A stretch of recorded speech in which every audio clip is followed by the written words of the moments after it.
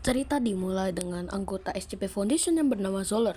Zoller menjelaskan apa tugas yang akan dilaksanakan oleh pasukan MTF, yaitu mencari orang-orang hilang yang di dalam hutan. Zoller juga memberikan informasi tentang Ethan Peter, pendiri dari sekte baru. Mereka pun bersiap-siap untuk melakukan tugas ini.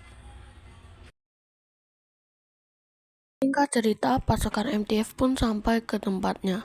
Mereka pun melihat sebuah rumah yang diyakini itu adalah rumah Ethan Peter, serta melihat orang-orang yang melayang di atas rumah tersebut. Mereka pun berbincang-bincang sebentar untuk menentukan siapa yang akan masuk ke dalam rumah tersebut dan siapa yang akan menjaga di luar rumah. Setelah diskusi yang sangat lama, mereka pun sudah memilih siapa yang akan masuk ke dalam rumah. Mereka pun masuk ke dalam rumah dengan hati-hati, melempar sebuah flashbang untuk mengantisipasi apakah ada orang yang akan menyerang mereka atau tidak. Sehingga cerita mereka pun masuk ke dalam rumah dan mulai menginvestigasi rumah tersebut, apakah ada orang yang di dalam rumah tersebut atau tidak. Satu persatu kamar pun mereka masuki untuk melihat apakah ada orang yang di dalam ataupun tidak. Saat mereka naik ke lantai kedua, mereka pun melihat seseorang yang mengenakan jubah dan penutup kepala yang sedang duduk. Mereka pun mendekati dan menyuruh orang itu untuk mengangkat tangan. Orang itu menunduk ke arah pistol yang ada di hadapannya dan berusaha untuk menembak anggota MTF, namun gagal karena sudah ditembak oleh anggota MTF. Mereka pun menyuruh salah satu anggota MTF itu untuk membuka siapa orang tersebut, dan ternyata orang tersebut adalah Ethan Peter, pendiri sekte baru yang sedang diincar-incar oleh SCP Foundation.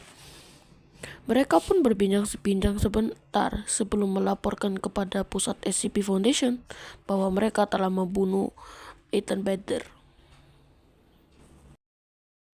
Mereka pun membawa jasad dari Ethan Peter ke lantai pertama dan mereka pun menaruhnya.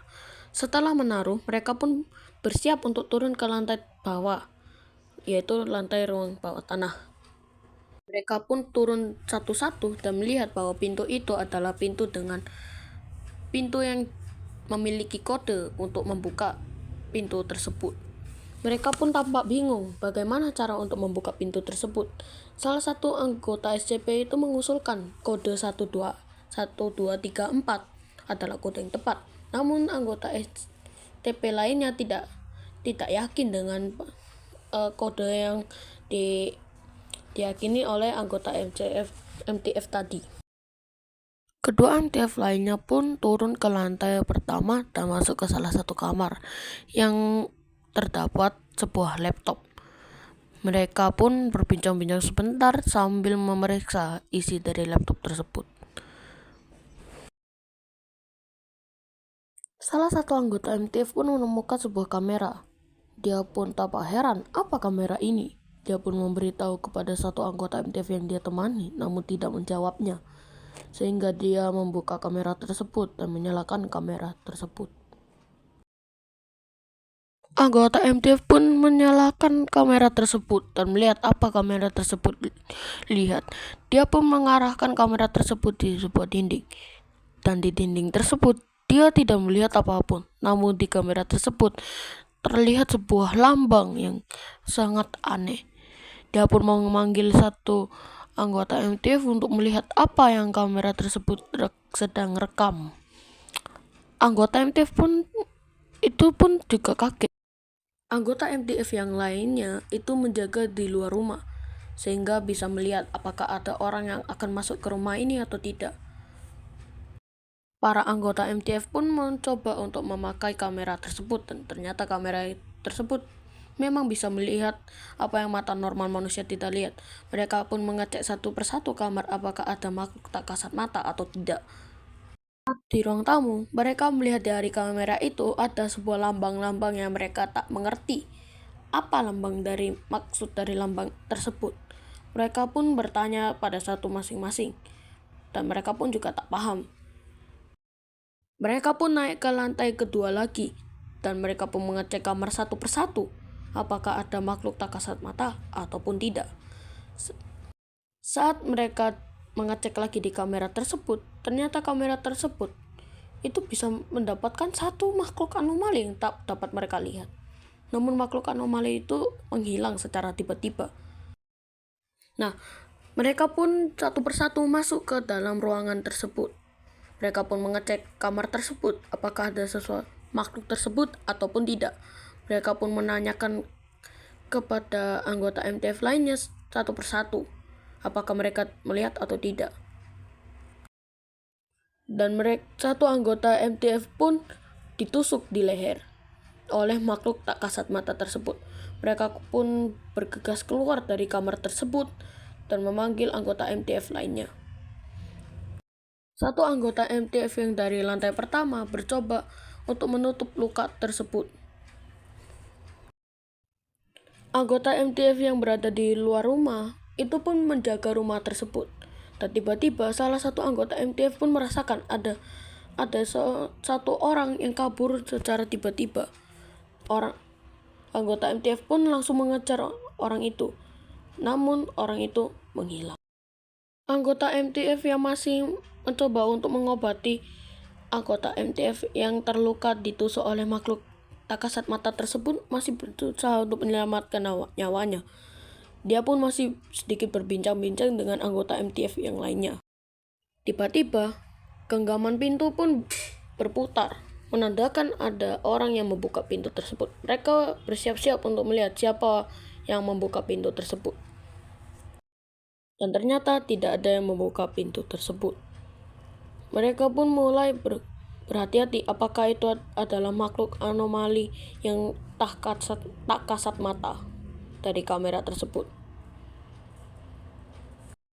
Dari kamera tersebut ada makhluk anomali yang tak dikenal, yang tak kasat mata juga, yang sedang menggenggam pisau.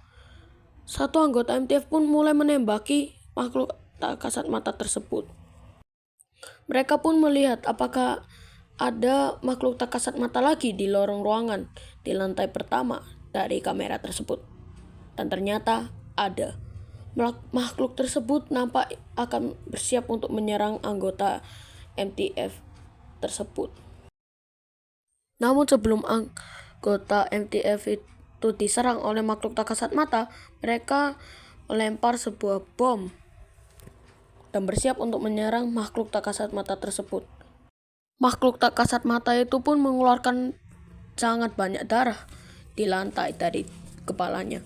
Namun sebelum makhluk tak kasat mata itu menyerang anggota MTF itu sudah menembaki makhluk tak kasat mata tersebut.